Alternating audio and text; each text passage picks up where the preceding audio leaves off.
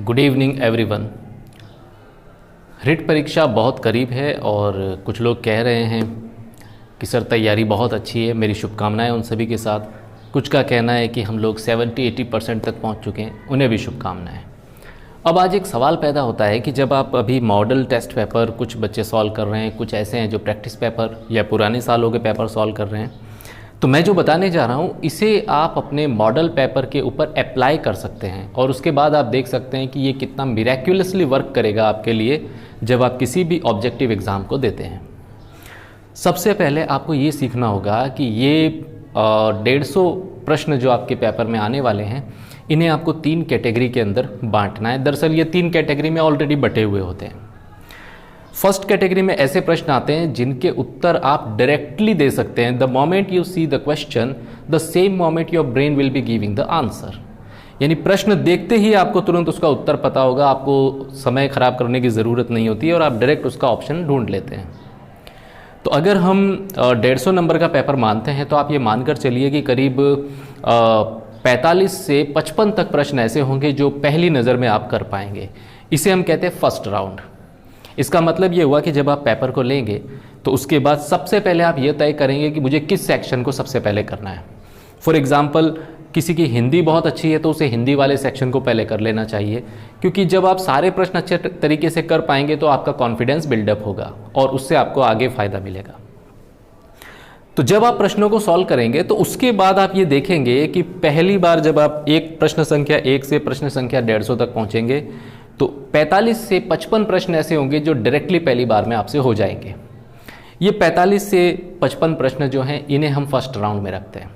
फिर आता है हमारा सेकंड राउंड। सेकंड राउंड के अंदर हम लोग ये देखते हैं कि कौन से ऐसे प्रश्न हैं जिसके अंदर हम लोग 2 या 2 से ज़्यादा ऑप्शन के बारे में जानकारी रखते हैं। इन तमाम प्रश्नों को हमें दूसरे राउंड में सॉल्व करना होता है, क्योंकि इसमें हमें सोचना होता है, सोच समझ के आंसर तक पहुंचना होता है। डायरेक्टली हम लोग आंसर तक नहीं पहुंच पाते हैं। फॉर एग्जांपल, जैसे मैं आपको बताऊं कि अगर कोई प्रश्न आ जाता है कि 1909 के एक्ट के समय भारत में गवर्नर जनरल थे, तो अब उसके अंदर हो सकता है आपने न पढ़ा हो और प्रश्न के जो ऑप्शन आते हैं वो इस तरीके से आते हों कि मार्ले, मिंटो, उसके बाद में चैम्सफोर्ड, उसके बाद में आ जाता है कोई पुराना व्यक्ति जो 18वीं-19वीं शताब्दी का है और पुराना आदमी। तो अब हमें ये सोचना होगा कि जो काल दिया हुआ है इससे रिलेटेड कौन व्यक्ति नहीं है और हम उसे आउट करते रहेंगे ऑप्शन के अंदर से। फॉर एग्जांपल, अगर उसमें लॉर्ड कर्जन का नाम आ जाता है जो जिसने 1905 में बंग विभाजन किया था, तो हम जानते हैं कि ये 1905 से पहले की घटना है, 1905 की घटना है, 1909 से इसका कोई ताल्लुक नहीं है। तो ऐसे में आप कर्जन को हटा सकते हैं। इस पूरी प्रोसेस को करने में आपको सोचना पड़ता है, उसके लिए आपको समय चाहिए होता है और इसलिए सेकेंड राउंड लिया जाता है।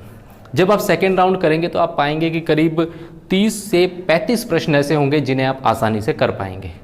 तो 45 से 55 का पहला और 30 से 35 प्रश्न का ये दूसरा राउंड होता है। इसमें उतनी आपको मेहनत नहीं लगेगी जितनी थर्ड राउंड में लगने वाली है। फिर जब आप करेंगे तो आप ओवरऑल पाएंगे कि लगभग 95-100 के समथिंग क्वेश्चन आपके अच्छी तरह से कॉन्फिडेंस के साथ सॉल्व हो चुके हैं कि आप उनके बारे में कंफर्म है कि आंसर सही है। अब बचते हैं आपके जो बचे हुए प्रश्न हैं। कुछ लोगों के लिए इसकी संख्या 30-35 के समथिंग रहती है, कुछ के लिए 40-50 तक रहती है। तो हम इसको मिनिमम मानते हैं कि चलो 100 तक सब करेंगे। अब 50 प्रश्न और बचते हैं जिन्हें हमें सॉल्व करना है। अब हमें ज़रूरत पड़ेगी तीसरे राउंड की। इस तीसरे राउंड में हमें दरअसल करना यह है कि 100 प्रश्न पूरे करने के बाद अब आपको उन प्रश्नों को देखना है जिनमें आप या तो एक विकल्प को जानते हैं या 2 विकल्प को जानते हैं। यहाँ आपको ब्लाइंड जजमेंट से काम नहीं लेना है कि कोई प्रश्न है, चारों ऑप्शन पता नहीं है और फिर भी आप कुछ लिख रहे हैं। हालांकि माइनस मार्किंग नहीं है, लिखेंगे आप तो भी सही है, लेकिन कोशिश ये करें कि जितना ज़्यादा क्लोज आप पहुँच सके उस प्रश्न के, पहुँच जाएँ। इस तीसरी कैटेगरी के प्रश्नों में आपको सोचने के लिए समय चाहिए होता है।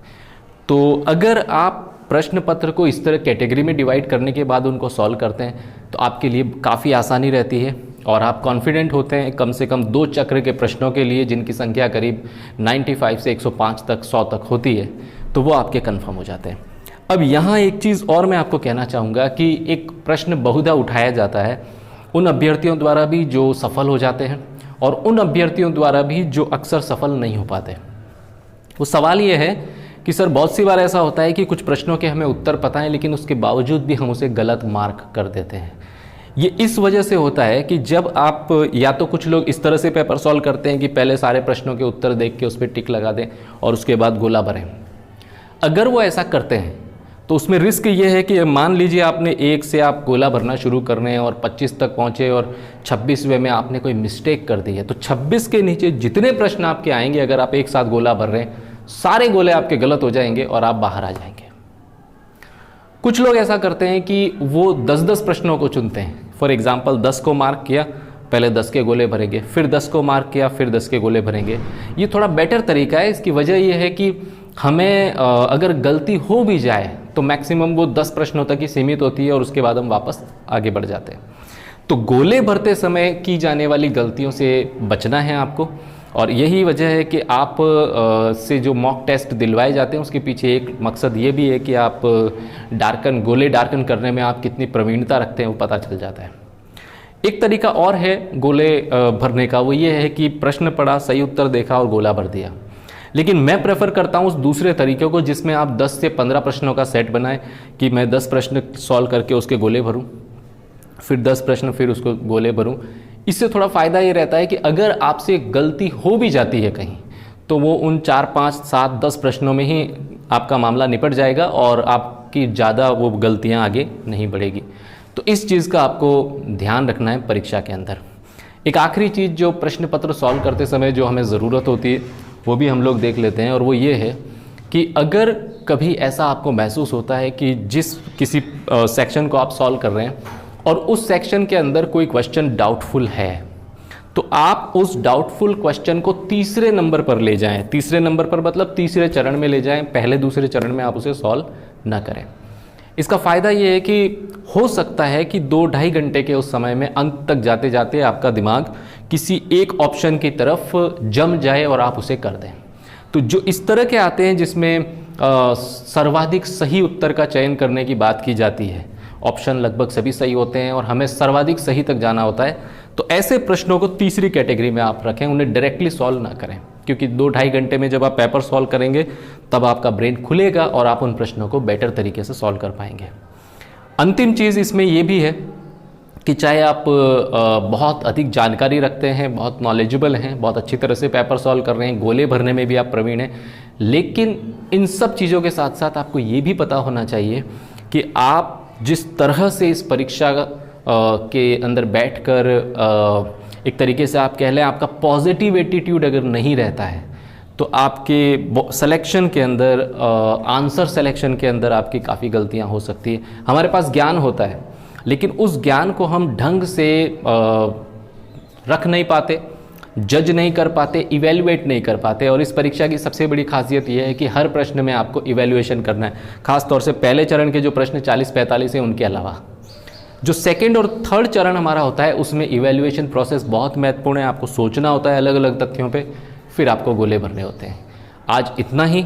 आप इन चीज़ों पर गौर कीजिएगा, और अगर आप मॉडल टेस्ट पेपर सॉल्व करते हैं या प्रैक्टिस सेट पेपर आप सॉल्व कर रहे हैं या पुराने साल के, पिछले सालों के आप प्रश्न पत्र सॉल्व कर रहे हैं, एक बार इस तरीके को आजमाइएगा। आप पाएंगे कि इसके बहुत ज़्यादा जादुई रिजल्ट आएंगे और आपकी स्कोरिंग बढ़ेगी। जय हिंद।